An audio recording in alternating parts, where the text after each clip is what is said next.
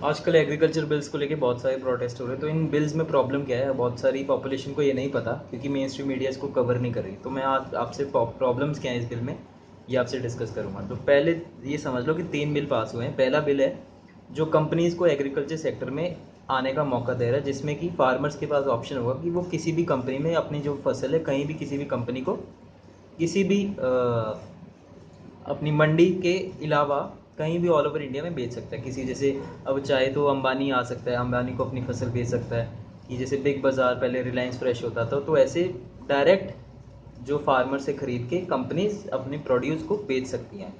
तो पहला तो ये बिल अलाउ किया। दूसरा बिल अलाउ किया जिसमें होर्डिंग अलाउ किया। होर्डिंग मतलब जमाखोरी। मतलब अब ये बिल अलाउ करने का जो होर्डिंग जो इन्होंने अलाउ करी है, इसमें जो इंटेंशन है मेरे को वो समझ नहीं आ रही। क्योंकि होर्डिंग तो मना होनी चाहिए कि अगर कोई बंदा 20 रुपये का अगर आलू खरीद रहा है, तो आलू खरीदने के बाद अगर वो 20 रुपये का आलू खरीदने के बाद मंडी में उसको कहीं बाहर नहीं बेच रहा, उसकी जमाखोरी कर रहा है, बहुत लार्ज स्केल पे जमाखोरी कर रहा है, तो बाद में जब आलू की जो डिमांड बढ़ जाएगी और सप्लाई कम हो जाएगी तो बढ़ जाएंगे प्राइजेस। प्राइस जब 20 रुपये का आलू जब 100 रुपये का हो जाएगा, 200 रुपये का हो जाएगा, तब उसको बेचा जाएगा। उस पर कोई चेक भी नहीं है।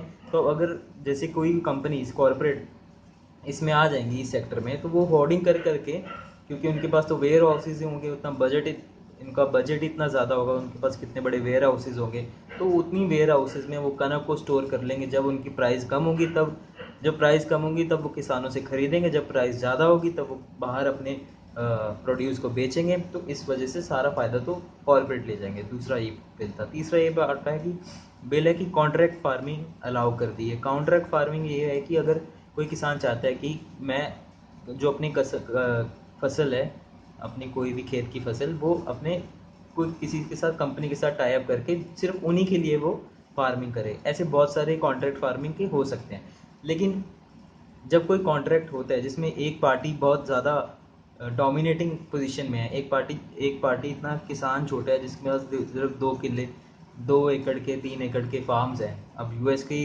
इकोनॉमी में तो बहुत ज़्यादा बड़े फार्म्स हैं, लेकिन इंडिया की एग्रीकल्चर सेक्टर में बहुत सारे ऐसे किसान हैं जिनके पास छोटे छोटे ज़मीन है जिन पे वो खेती करते हैं। तो इन्हीं के पास इनइक्वालिटी द बार्गेनिंग पावर होगी, वो बार्गेन नहीं कर सकते। जो टर्म्स कॉर्पोरेट तय करके देंगी उन्हें उन्हीं पे बेचना पड़ेगा। अब जो पहला बिल है उसमें जो कंपनीज को अलाउ किया गया है, अब पहले ये होता था, पहले रूल ये था कि एमएसपी होती थी, एमएसपी लगती थी। एमएसपी का मतलब होता था कि जो गवर्नमेंट है वो किसान को ये कहती थी कि तुम अपनी फसल बेचो मंडी में, अगर तुम्हें उसके दाम नहीं मिल रहे एक्चुअल में, तो हम तुम्हें कम से कम 1800 रुपये 1900 रुपये 2000 रुपये कम से कम जो मिनिमम सपोर्ट प्राइस है तुम्हें, वो उसको हम देंगे और तुमसे हम फसल खरीद लेंगे। अब एमएसपी का मतलब है कि जैसे मान लो एग्जांपल है कि कनक है, वीट की जो 1 क्विंटल की बोरी है उस पर अगर 1800 रुपये एमएसपी मिल रही है, तो वही अगर किसान चाहे तो मंडी में उसको 2000 में बेच सकता है, 2200 रुपये में भी बेच सकता है।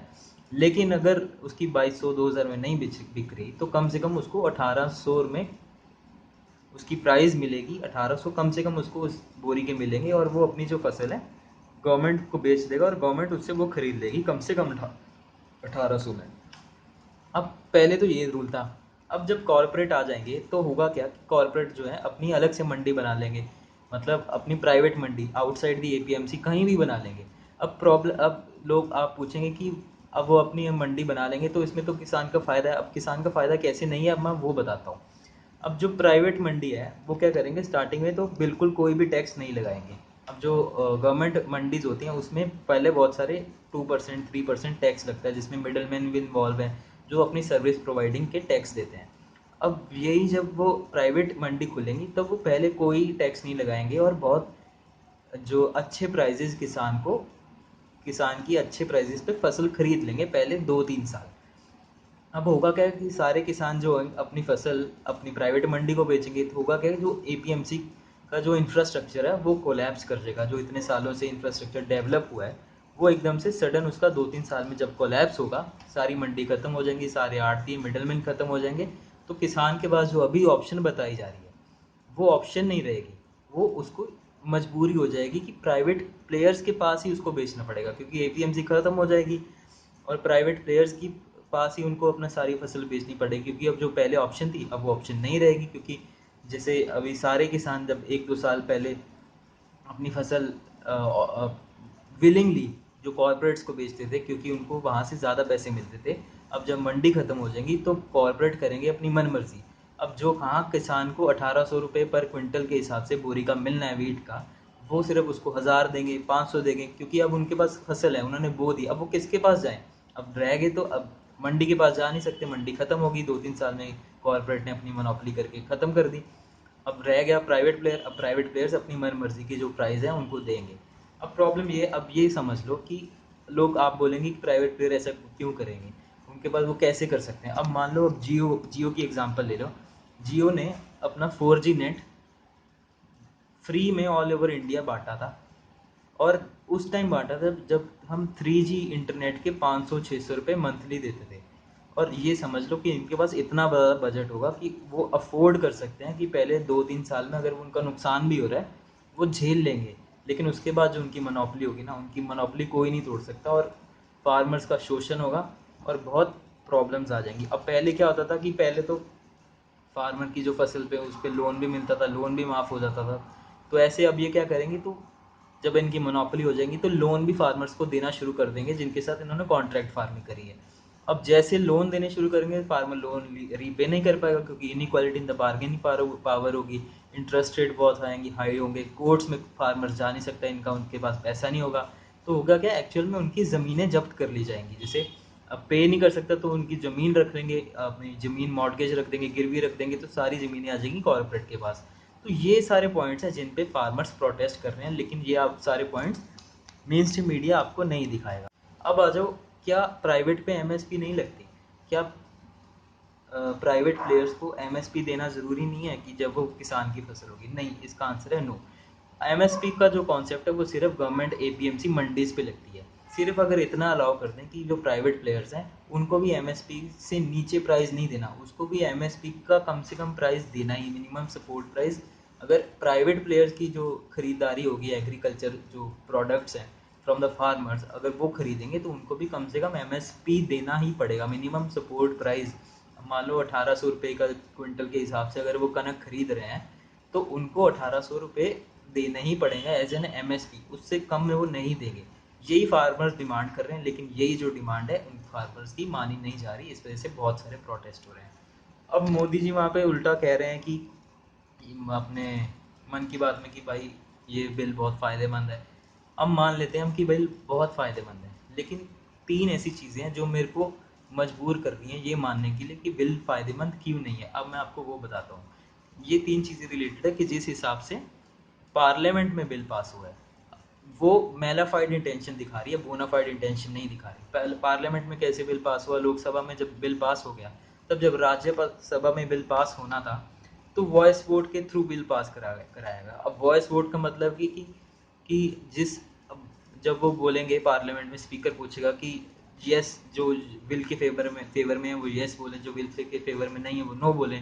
जिनकी आवाज़ उसको ज़्यादा लगेगी, तो अगर यस की आवाज़ ज़्यादा है तो मान लिया जाएगा बिल पास है, अगर नो की आवाज़ ज़्यादा है तो मान लिया जाएगा बिल पास नहीं हुआ। अब मान लो ये इतना अनसाइंटिफिक प्रोसीजर है, क्योंकि अगर इतने सारे इंपॉर्टेंट मुद्दे सिर्फ एक अनसाइंटिफिक प्रोसीजर पे नहीं माने जा सकते, और अगर मान लो येस और नो की आवाज़ एकदम से बराबर है, तो सारा जो ओनस है बिल को पास करने वो तो चेयरमैन पे आ जाएगा। अब चेयरमैन चाहे वो तो बिल को मना भी कर सकता है या बिल को पास ही करवाएगा। अब जिस पार्टी का चेयरमैन है वो तो सिर्फ उसी की पार्टी की बात मानेगा। तो ये बहुत ही डेमोक्रेसी के अगेंस्ट है, ये प्रिंसिपल अनसाइंटिफिक प्रोसीजर है। लेकिन हमारे जो फ्रेमर्स ऑफ द कॉन्स्टिट्यूशन उनको पता था ये साइंटिफिक प्रिंसिपल है, तो इस वजह से उन्होंने एक कॉन्सेप्ट रखा था डिवीजन का। अब डिवीजन का कॉन्सेप्ट क्या है कि अगर कोई एमपी ये बोलते पार्लियामेंट में उठ के कि हम इलेक्ट्रॉनिक वोटिंग चाहते हैं, हम वॉइस वोट नहीं मानेंगे, तो चेयरमैन और the deputy chairman of the Rajya Sabha is bound to conduct the electronic voting. अब इलेक्ट्रॉनिक वोटिंग, अब इस केस में क्या हुआ था, एमपी, बहुत सारे एमपीज ने ये बोला था कि हम डिवीजन करवाना चाह रहे हैं, हम इलेक्ट्रॉनिक वोटिंग करवाना चाह रहे हैं, हम वॉइस वोट से इस बिल को पास नहीं होने देंगे। लेकिन जो डिप्टी चेयरमैन है ऑनरेबल श्री हर्षवर्धन जी, उन्होंने इस बात को नहीं माना और बिल को तुरंत तुरंत पास करवाने की करी। ये दूसरा पॉइंट है। और तीसरा पॉइंट है, जब ये सारी चीज़ें हो रही थी तो राज्यसभा की स्ट्रीमिंग, जो लाइव स्ट्रीमिंग होती है, जो राइट है, राइट टू इन्फॉर्मेशन है हर सिटीजन का कि पार्लियामेंट में उसकी क्या रहा है वो देखना, उसको लाइव स्ट्रीमिंग को बंद करवा दिया गया था। तो मतलब इतने अनडेमोक्रेटिक प्रिंसिपल से ये लॉ पास हुआ है और फिर भी मोदी जी कह रहे हैं कि ये लॉ बहुत ही अच्छा है, बहुत ही फ़ायदेमंद है किसानों के लिए। तो मैं ये बात नहीं मान सकता, क्योंकि अगर ये अच्छा होता तो इसको आप डेमोक्रेटिक तरीके से, लीगल तरीके से पास करवाते। पार्लियामेंट में जब बिल पास होता है तो ऐसा नहीं है कि एमपी उसको बिल टेबल करता है और तुरंत तुरंत उसको इमरजेंसी में लोकसभा राज्यसभा में पास करके प्रेसिडेंट के साइन करवा देते हैं। ऐसा बहुत कम होता है और तभी होता है जब इंटेंशंस ऑफ द बिल लाने की हैं वो गलत इंटेंशन है। अगर गवर्नमेंट विलिंगली कोई बिल को अच्छे तरीके से लाना चाहती है तो उसका एक प्रोविजन है स्टैंडिंग कमेटी के पास बिल को भेज देना। अब स्टैंडिंग कमेटी का ये काम होता है कि वो बिल की प्रॉपर स्क्रूटनी करती है, जिसमें वो लॉ सारा कैसे सेक्शंस क्या होंगे, इंटरप्रिटेशन क्या होगी, एक एक कीवर्ड्स के ऊपर स्टडी होती है प्रॉपर। उनके पास ऑफिसर्स होते हैं जो एक्चुअल लॉ फ्रेम करते हैं और अपनी रिपोर्ट पार्लियामेंट में प्रेजेंट करते हैं। पार्लियामेंट उस रिपोर्ट को मानती है और एक्चुअल में सब्सटेंशियल लॉ जब क्रिएट होता है, जो कि बहुत अच्छे तरीके से लॉ फ्रेम जिसको माना जाता है, वो स्टैंडिंग कमेटी के थ्रू होता है। लेकिन इस बिल में ऐसा कुछ नहीं किया गया। अब स्टैंडिंग कमेटी जो जब बिल के ऊपर कंसिड्रेशन लेती है तो पब्लिक ओपिनियन क्या है, पब्लिक से भी राय मांगती है, एक्सपर्ट से भी राय मांगती है। बहुत सारे एक्सपर्ट कमेटीज़ और बनाई जाती है स्टैंडिंग कमेटी के अंडर, ताकि बिल को अच्छी तरीके से फ्रेम किया जाए। लेकिन इस केस में ऐसा नहीं किया गया।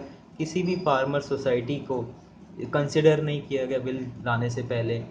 और बहुत सारे जो फार्मर इसीलिए प्रोटेस्ट कर रहे हैं कि आप कह रहे हैं कि बिल फ़ायदेमंद है, लेकिन आपने हमसे पूछा कब? हम तो ये डिमांड ही नहीं कर रहे। ये कभी भी कोई भी फार्मर्स की बिल के लाने से पहले सुनी नहीं गई, क्योंकि स्टैंडिंग कमेटी में बिल भेजा ही नहीं गया। अगर भेजा गया होता तो आज ये नौबत नहीं आती। तो इसलिए मैं ये कह रहा हूँ कि ये सब प्रॉब्लम्स हैं इस बिल को लेके। और जो भी कह रहा है कि बिल फ़ायदेमंद होगा, वो एक्चुअल में फ़ायदेमंद बिल प्रूव नहीं होगा। फ़ायदा होगा तो सिर्फ कॉर्पोरेट्स का। फार्मर्स जो है अभी भी पंजाब में पूरी सड़कों में है, हर जगह हर कोई इनको सपोर्ट कर रहा है, लेकिन मेन स्ट्रीम मीडिया आपको नहीं दिखाएगी, क्योंकि उनको ये दिखाना है, उनका ये इंटरेस्ट है कि दीपिका ने कब और कहाँ ड्रग्स लिए। पहली चीज़ जो इस लॉ को काउंटर करने के लिए लाई जा सकती है, अगर गवर्नमेंट मान जाए कि जो प्राइवेट प्लेयर्स हैं एमएसपी के नीचे नहीं खरीद सकते जो किसानों की फसल है, अगर सिर्फ इतनी बात इस बिल में ऐड कर दी जाए तो सारे प्रोटेस्ट 1 मिनट में शांत हो सकता है।